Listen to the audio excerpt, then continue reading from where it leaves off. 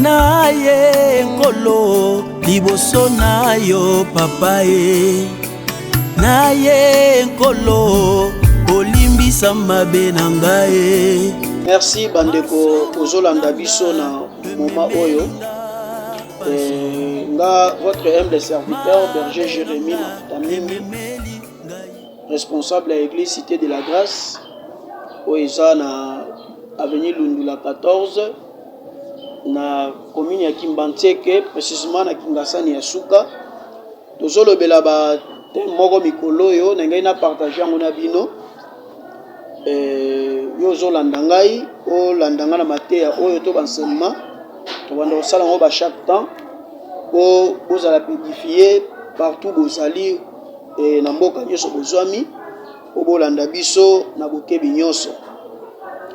Mokolo ya lelo na bomisaki tem moko eza qu'est-ce qui attire le malheur dans la vie d'une personne. Donc nini oyo ememaka malheur na vie ya bato. Parce que toujours vivre ba moment moko ya malheur na ba vie ya bato. Malheur eza kaka kozanga mbongo te, malheur eza kaka kozanga voyage te, mais malheur eza na ba domaine nyonso oyo mutawe ko se retrouver na malheur. Mais Bible zoloba, le malheur atteint souvent le juste, mais l'Éternel l'en délivre toujours. Donc malheur ekoyi koya na vie ya mwa nzambe, ekoyi koya na vie ya mutu, mais le seul personne qui nous libère eza kaka Yesu Masiya. Et Bible zaloba nzamba tindaki liloba pe liloba ikangola ki liloba ngo eza nani eza Yesu. C'est pourquoi la Bible dit vous connaîtrez la vérité et la vérité vous affranchira. Et yango nazwa ki thème auto partager pendant 20 minutes koloba ke nini ememaka malheur na vie ya bato. Biso na kati ya monde ndenge tozo vivre kutusu malheur ekoyi koyela ye. Azo penser peut-être que kozala bandoki, peut-être que kozala eloko moko songolo. Oui, malheur musupe ko ya nango na nzela ba sorcier, ko ya pe na nzela ya mutuye moko. Yango zana ba point on a bongisaki po oyeba pe tango ko maîtriser ba point oyo, okoka yo moko ko réfléchir et na place ni ezo memela yo malheur. Malheur ko ya na vie ya mwana na nzambe to na vie ya mutu. Mais seul secours yaka ce catholique le nzambe parce que yenda kangola rabiso c'est lui qui est capable de tout na bomoi na biso. Mais bato bele lo baso vivre na ba difficulté na ba problème makambu ya ndenge na ndenge. Mais il y a des sources où ça quoi tuer malheur ya na vie ya bato parce que likambo ko iko ya na vie ya mutu te sans cause. Donc likambo nyonso ya na vie ya mutu eza pe na cause na yango o e apporte ka malheur wana. Oui, ça quoi apporter souffrance wana. Et c'est à nous, ya koye parce que kozonga sima ko réfléchir, koye ba nini eza biti ya malheur o ezo komela yo. Nini eza biti ya souffrance o ezo komela yo. Tomoni Jonas, nzamba eko tinda Jonas na Ninive. Akende côté ya peuple na nzambe parce que peuple bana déjà kobeba. Masumu ekotaki ebele, mabe ekotaki mingi. Mais na bolingo ya nzambe alingaka te mokili ekufa sans avertir. Et kotinda musel na Jonas. Mais Jonas olia kende na place nzamba tinda ki a détourner nzela akena mboka mususu. Et maswa oyo na Jonas ya mataki akokai kokoma na destination te parce que azalaki na problème na nzamba. Mais problème ya Jonas e komaki ya bato ebele na kati ya maswa. Et Bible lobi ke mbonge ya makasi esali ke maswa ekene même kodinda. Aluki problème na kati ya maswa. Bible zolo bananga ke batu batelemi bakomi koluka place au malheur ebimelaki.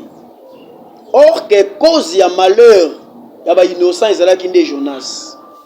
Donc ezalaki na source bongaki po maye katana, il faut pas découvrir place nini oyo mbongi wana ezouta et puis nana zo mema malheur or que c'était Jonas. Et lelo tozo vivre ba malheur na ba vie na biso. Est-ce que soit temps ya komi tuna ke est-ce que passe nango ezouta wapi? Malheur ezo komela libota nanga ezo uta wapi? Est-ce que soit temps wana ya ko réfléchir, to ya ko prier ko senga nzambe vraiment à la kisa place mabe utaka, to ba malheur nezo uta. Place ozo bela tanto ba démon, emsu nzambe omona ba démon te fongi yo esengeli yo o s'arranger na nzambe. To o s'arranger na mutu moko zo na problème na to zo ka nyongo na to o sara mabe moko boy. c'est à nous maintenant kozonga sima ko réfléchir ko yeba source ya malheur oyo ezokomela biso. Premier point oyo na lobaki nini eza ko attirer malheur dans la vie d'une personne. Ya liboso na lobaki c'est le péché. Nazoba pardon, c'est le péché oyo peut ememaka malheur na vie ya mutu. Soki totangi na mukanda ya Genèse chapitre 3 verset 1 na kotanga Bible lobi, les serpents étaient les plus rusés de tous les animaux des champs que l'Éternel Dieu avait fait. Il dit à la femme, Dieu a-t-il réellement dit, vous ne mangerez pas de tous les arbres du jardin? La femme répondit au serpent, nous mangeons du fruit des arbres du jardin. Mais quand au fruit de l'arbre qui est au milieu du jardin, Dieu a dit, vous n'en mangerez point et vous n'y toucherez point, de peur que vous ne mouriez. Alors le serpent dit à la femme, vous ne mourrez point. Mais Dieu sait que le jour où vous en mangerez, vos yeux s'ouvriront et que vous serez comme des dieux, connaissant le bien et le mal. La femme vit que l'arbre était bon à manger et agréable à la vie, et qu'il était précieux pour ouvrir l'intelligence. Elle prit de son fruit et en mangeant, elle en donna aussi à son mari qui était auprès d'elle, et il en mangeant. Nzambe atie Adam et Ève na kati ya jardin d'Éden. Ezana biloko yo interdira ki kati ya Adam et Ève basimba yango. Mais le serpent, le diable, aye pour à cause Adam et Ève, alobi que soki bolie fruit oyo, to bolie mbumo miso na bino e ofongwa. Et Bible dit que Adam, moi si a obéir na voix ya serpent, et tant à obéir à kepa ebisi mobile. Et comme ça qui interdiction en Nzambe, ba désobéira qui par rapport ya o Nzamba ebisa ki bango. Bible lobi que Nzambe abimisa ki bango na kati ya jardin d'Éden. Parce que jardin d'Éden veut dire lieu de délice. Et si ka esengo, et si ka qui rencontre ya l'homme et Dieu. Et tant Nzamba tia Adam et Ève na kati ya jardin d'Éden, apesaki bango supériorité. Donc ayebisi bango bokopesa kombo na biloko nyonso eza na kati ya zamba. Et puis nyama kokai kolia Adam te, ezala lion, ezala baba nyama ya mabe, parce que bazaki déjà la domination na kati ya jardin. Mais à cause il y a péché, il y a désobéissance, oyo Adam na Ève basalaki, Nzamba tikaki bango et abimisi bango libanda ya jardin d'Éden. Donc malheur, Nzamba ayekobisa mwasi que okobota na passe, mobali okozwa na passe, mutoko robimo polia. Donc tout ça cause nango ezalaki le péché, parce que ba désobéiraki na voix ya Nzambe, mais ba tosaki voix ya Satan o ayaki pona mema bango na koyebisa bango ke balia mbuma o Nzambe apekisaki epa na bango. Donc le péché est parmi babiloko oyo ezomema malheur dans la vie d'une personne to na bato ebele. Et quand tu vis dans le péché, Bible le dit, le salaire du péché c'est la mort. Et quand tu vis dans le péché, yeba ke oza kwaturer malheur na vie na yo. Oza kwaturer ba difficulté, oza kwaturer ba problème et koma na vie na yo. Donc moi na Nzambe le péché ekoki kozala lokola vie na yete. Le péché sengele za lokola libaku, mais ekoki kozala lokola vie na yo. Mobimbate oso vivre na se ya mokili. Et Dieu est contre le péché. Ayaki kokufela bato masumu, mais Dieu n'aime pas le péché. Ozolandanga na tango oza eskanso ozali que tango isomoni kosumuki to pusana liboso na Nzambe pona kosenga alimbisa biso. Parce que masumu to mabe ezomemela bato ebele mabe, ezomemela bato ebele malheur. Bible ezolo banabiso, l'âme qui pêche, c'est celle qui mourra. Donc, motema to eloko esara lisumu ekendaka na kufa. Lelo kufa na vie na yo, kufa na libota na yo à cause ya lisumu. Adam et Ève bakoka ici ko bénéficier grâce ya Nzambe te à cause ya péché, désobéissance oyo bango basalaki. La deuxième chose, eloko ezomema malheur na vie ya bato eza bisika tokotaka, bandako tokendaka, oyo tobengi ba maison fétichère ya ba fétichère. Mutu mususu avant bota abande kobota na pasi bayebisi ye soki oke na ndako ya nganga okozwa mwana, soki oke epai ya mama moko asalisaka omoni meme na internet bapiblie soki oke bosali eloko boye okozwa mwana, okozwa chance, opambwama. Ntango ozokota bamaison wana to obandi kosalela biloko bango balobi to balobi bapiblie, yebake deja okoti a contact na besprit oyo eza na place wana. Lelo bato ebele bafi na bango ekoma étouffé, eza na bisika oyo bango bakendaka. Ozwa mwana ndenge nini? Peut-être mwana wana obota lelo akoma mutu ya mobulu, lelo akoma criminel, akasuma ele te na classe, mais place ni yozwaka ye esika ni okotaka mpo ozwa mwana wana. Donc bisika ebele tokotaka ememelaka biso mpe malheur. Mutu mosusu mpo azwa mbongo abike nako ekota ndako ya bonganga, mutu mosusu mpo azwa bana nakota na ndako ya bonganga, mutu mosusu mpo azwa succès, azwa promotion, mais oyebi te place ozokota plus tard ekomemela yo mpe malheur. Déjà cause ya babiloko ezomema mpe malheur na bavie ya bato ebele. Omona mutu mosusu atambolaka na bamemaka ebisika ndenge na ndenge akoza maladi, ke maladi opo bika il faut kende pa mama boye, maladi opo bika il faut basokola yo, maladi opo bika il faut zwa matiti oyo okosala yango. C'est bon obiki na temps wana, mais plus tard ekomemela yo malheur. Yango monike na vie na yo makambo ebele ezosimba te bisika nini yokota, bisika nini bamema yo, bisika nini yotia makolo, bandako nini yokenda, banzungu nini, bamai nini, bakantini basokola yo, opozwa libala, pozwa nini oyo basokola yo, okende quelque part elelo ememela yo malheur. Na place oyo tokendaka oyo okenda to tokendaka yango tozozwa conséquence na yango lelo. Ozosala makambo ezosimba lisusu te, ozosala makambo ezotambola te, ozolobaka malheur oyo euti wapi? Est-ce que eza noko? Est-ce que eza papa leki? Mais yo ndoko okoki kozala source ya makambo wana to ya malheur à cause ya place oyo yo okotaka, à cause ya biloko bapesaka yo, à cause ya bandako oyo onyataka. Nde lelo koma komema malheur même na famille, parce que tu sais ba malheur mususu okoki kozwa yo te, mais eke génération en génération yo boti bana, mais bana bakoki kovivre malheur oyo par rapport à makambo oyo osalaka, par rapport ya makambo oyo osalaka ekomi komemela yo ba malheur, ekomi komemela génération en génération. Lelo yo komi déjà mukolo oboti bana, mais vini ni bana wana baolika eza cause ya makambo oyo osala, place oyo okendaka, bisika oyo okotaka, ba cérémonie oyo basalelaka yo. Yango bien aimé dans le Seigneur, ozolandanga mokolo ya lelo, place nyonso eza place ya okota te, bisika nyonso eza bisika okeye te.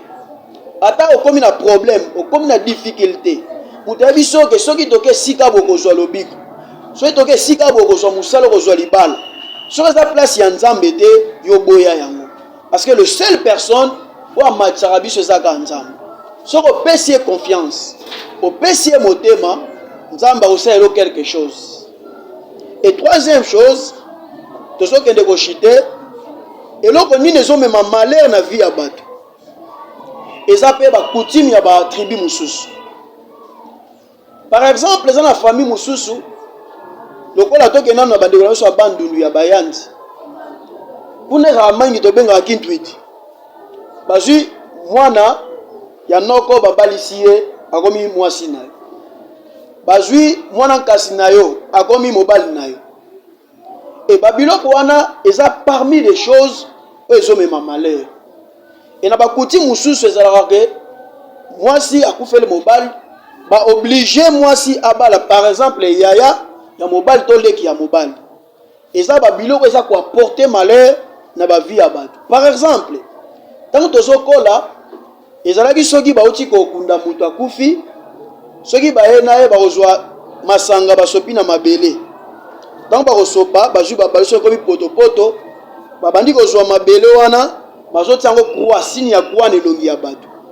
Ok, croix eza déjà na signification na yango et tantôt esalama mpe na vie na yo kala ozalaka inconscient bazwa mabele bazwa batia na mutu na yo oyo eza coutume et tant tozokola ezalaki mpe soki touti kokunda bato na matanga bakozwa cantine batie wana ntango outi cimetière mutu nyonso fo aleka asokola maboko na cantine wana. Toza mpe na bakoutume mosusu oyo ezalaka ke soki mobutu akufeli mobali bazwi bandi kosokola yo nzoto mobimba bakati yo kovo. Eza mpe na bakoutume mosusu soki okufeli bazwi basinga balati yo na maboko to na loketo. Et ce sont des portes d'entrée mpe ezomemela biso lelo malheur. Ozoyeba te malheur no euta wapi? Eske babalisaka yo mobali wazalaki yaya to leki ya mobali no akufa to mwasi oyo azalaka mwasi ya ndeko na yo? Eske bazwaka mabele batie kuwa batia wango na elongi? Eske mwasi ovivraka ne lelo tanto ozalaka mwana nkasi na yo nde aza mwasi na yo bapesa yo kopesa? Eza babiloko oyo ezomema malheur na vie ya bato. Okomona makambo esimbaka lisusu te, makambo ekangama, blocage. Réfléchir bien coutume nini yo utiliser yango ou bien ba utiliser yango pona yo. Donc eza parmi ba troisième chose oyo ezomemela biso bato ebele malheur lelo. Okenda poto omoni makambo etambolaka te bando okenda poto makambo esimbaka te makambo nini na kini au salaka avokende place ni bakotisaka yo avokende. Il faut que luka délivrance ya nzambe. Et quatrième chose oyo ezomema malheur na vie ya bato eza manque ya distraction. Manque ya distraction. Donc mutu akokaka kobomba makambo te. Donc ye makambo il faut mutu nyonso ayeba. Dans la Bible, ce que tangi na juge au moins c'est cette histoire il y a Samson. Samson ba ko pesa e mwasi. OK, mwasi wana ki na mission ya ba Philistin. Et sengela ki aye babaye mwasi wana aye ba secret o ezari pa ya Samson. Tanga ko yeba yango baye bandenge ya ko détruire Samson. Et comme Samson azaki na sagesse vraiment te, aye ko teka secret na ye, place force ne utaka et pa ya Delila. Tozo mon appelle Joseph a teka secret na ye et pas ya bandeko. Quand on a besoin l'autre c'est bandoto, a hôtel c'est à venir, ya zo kende koloba na bandeko na ye et plus tard bandeko ne ba komaki na haine contre Joseph. Donc dans la vie, so za mutu ya secret to mutu ya distraction te, bien aimé au quaturer pe malheur. Ozana démarche ya visa. Ozana démarche ya libala, ya mariage. Ozana démarche ya bafaire. Mais nani o partageaka secret na yo? Nani o yebisaka makambo na yo? Tomoni bato ebele barata ba visa na bango parce que asengi visa mais sango nyonso déjà panzango na ba camarades. Mais parmi tes amis, est-ce que oyebite ke na kati na bango Delil n'est pas koyi kozala? Est-ce que mutu nyonso koyi kosepela na lipamboli na ote? Mutu nyonso koyi kosepela te obala, mutu nyonso koyi kosepela te mato bongo. Donc il y a des personnes au total ils bango ba secret na biso, il y a des gens au bazara lokola ba envoyer du diable pour na koyeba force na biso po ba bandeni ya ko détruire to komema malheur na ba vie na biso. Lelo malheur ekomela yo à cause ya ba secret na yo obomba yango te. Mutu nyonso yebi ba projet na yo. Bible elobi recommande à l'Éternel tes œuvres et tes projets réussiront. Babi recommande à l'Éternel. Babi te kende ko pesa na ba camarades na yo ba œuvre to ba projet na yo. Babi bien recommande tes œuvres et tes projets à l'Éternel et tu réussiras. Vous avez un projet, vous avez un pour ngonga na biso so kende to kota na détail te mais mikolo zoya to kota na ba détail ya chaque point auto zolobela sur le péché, sur ya bandako to batu bakenda to na ba coutume to kota na ba détail nango. Et cinquièmement poto kende ko chite eloko musu ezo mema malheur na vie ya batu eza ba mauvaise relation. Ba mauvaise relation nde ezo mema malheur na vie ya batu. Bible lobi baninga ya mabe babebisaka pe baninga ya malamu. Camarade oyo luka ko mapire yo. Est-ce que yebi soka oui ko za pas envoyer na bité que mutu nyonso aza pembe na biso a mabe non. Na bi ke ba relation mususu ezo memela biso pe ba malheur. Par exemple, ozwa camarade moko boy. Yo e baranda ko nganga te mais banda koma pembe na yo akoma ko tali soki po bonga ifo nganga. Po mata ifo ndaku wana. Po bota akoma ko peso ba conseil ya mabe. Et azape parmi mutu ko fongola porte pour memelo malheur. Relation mususu neti amoureuse. Oyi ko bala mwasi to mobali mususu amemeli yo pe malheur. Exemple na zongi su na Delila. Delila ayaki te pour mema bonheur na vie ya Samson. Elle était venue pour mema plus de malheur na vie na ye. Yango mona basi ebele lelo ba vie ebeba à cause abalaka mobali moko boye mobali azalaka na ye na misala mabe azalaki soit ndoki soit azalaki nganga soit azalaki na ba problème familial et malheur wana eye pa mwasi to pas mobali parce que Bible zoloba ke soki mwasi na mobali basangani bakomi mutu moko 1 plus 1 égale 1 na kati ya Bible. C'est-à-dire tant bakomi mutu moko c'est que besoin se partager ba esprit. Esprit ezaki pas mobile et comme pas mwasi. Ezaki pas mwasi et comme pas mobile. Donc ils partage ya ba esprit. C'est pourquoi même ce qu'on yoba il faut demander la volonté de Dieu. Oroyi koko ta place mususu et baby si vino mobile. Oroyi ko bala libala mususu et même le malheur parce qu'aujourd'hui il y a des femmes bakufa, il y a des hommes bakufa à cause ya mariage. À cause de la relation même amoureuse. Donc il faut bien contrôler la relation na yo. Il faut qu'on contrôle les andinga na yo. Pour na souki ça, ni ezo mema malheur na vie à batu et ça l'instabilité dans la vie chrétienne. Donc dans la Bible dit que n'abandonne pas votre ensemble.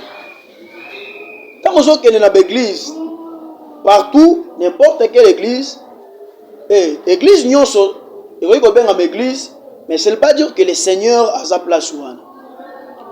Ils ont une église, nous sommes au côté et même le malchance. Peut-être que le leader de cette église a une relation avec l'esprit moro et kambakai.